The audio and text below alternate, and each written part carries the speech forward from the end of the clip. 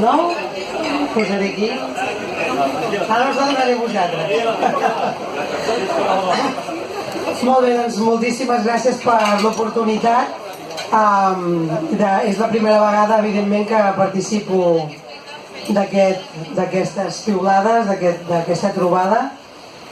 Hi ha moltíssimes coses, moltíssimes a dir, però faré com una petita intervenció i després l'interessant serà que feu preguntes i que fem més debat, no?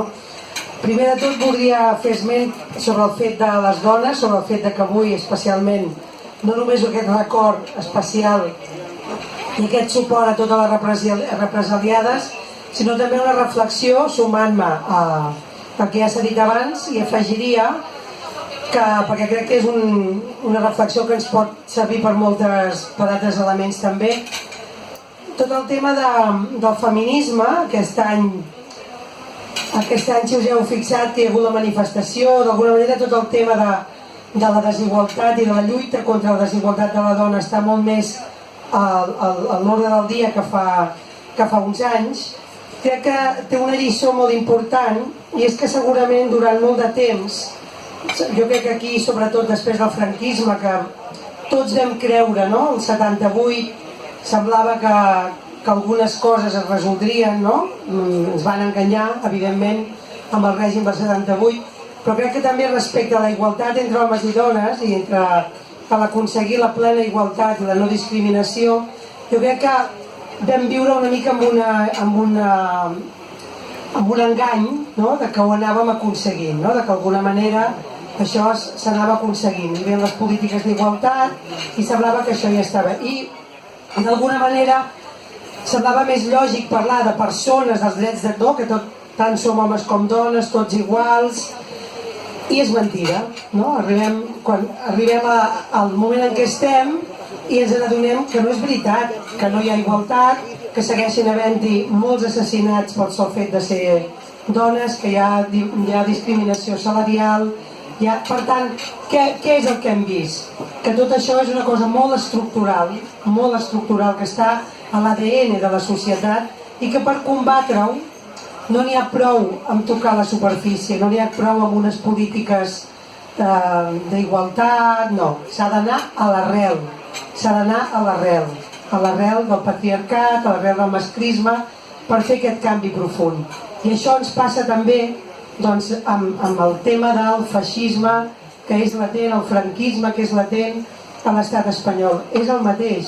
O sigui, la Constitució del 78 va ser una rentada de cara cap a una democràcia, però en realitat, com que no es va fer d'arrel, no es va arreglar d'arrel aquesta herència, i tenim aquesta monarquia, no? Que és l'hereu del franquisme i que continua, i tenim una falange que és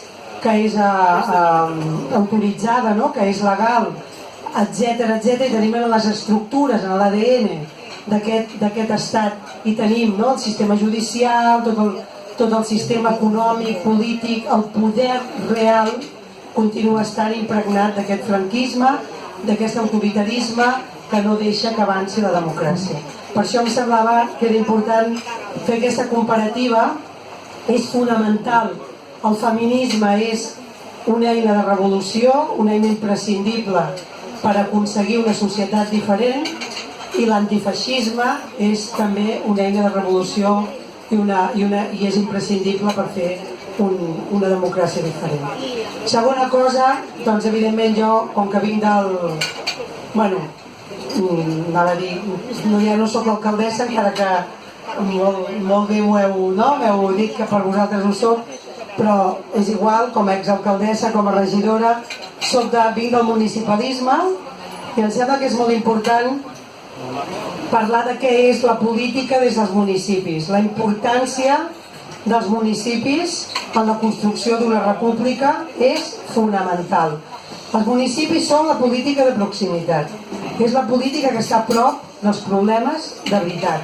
O sigui, des d'un ajuntament, sigui d'un poble, sigui d'una ciutat, respires les desigualtats que es viuen per uns salaris miserables, per unes pensions miserables, per una política d'habitatge que premia els bancs i castiga, no?, les famílies, per una política energètica que fa que s'enriqueixin les grans empreses d'energia però que les famílies no patim, i moltes, per pagar l'energia, que és un bé necessari, etc. Els alcaldes i els regidors vivim els problemes. També vivim els problemes derivats de la persecució de la llibertat d'expressió o de la persecució dels drets polítics. Per tant, el nivell d'implicació i de sensibilització que es té des del món local, des dels ajuntaments, arriba, diguem, a un concepte de la política com a servei a la ciutadania i com a, diguem, la coherència política que es pot viure als ajuntaments, tot i que evidentment també hi ha hagut cacicades, no?, i també hi ha alcaldes que s'han aprofitat del bé comú i han robat i han sigut corruptes.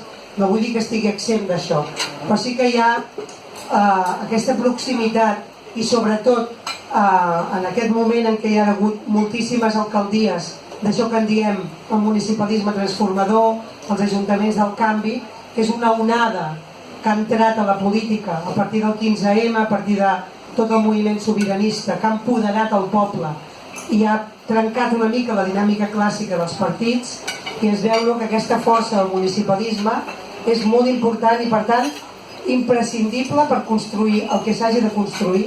Els municipis són imprescindibles. I passo aquest pas que deia 15M,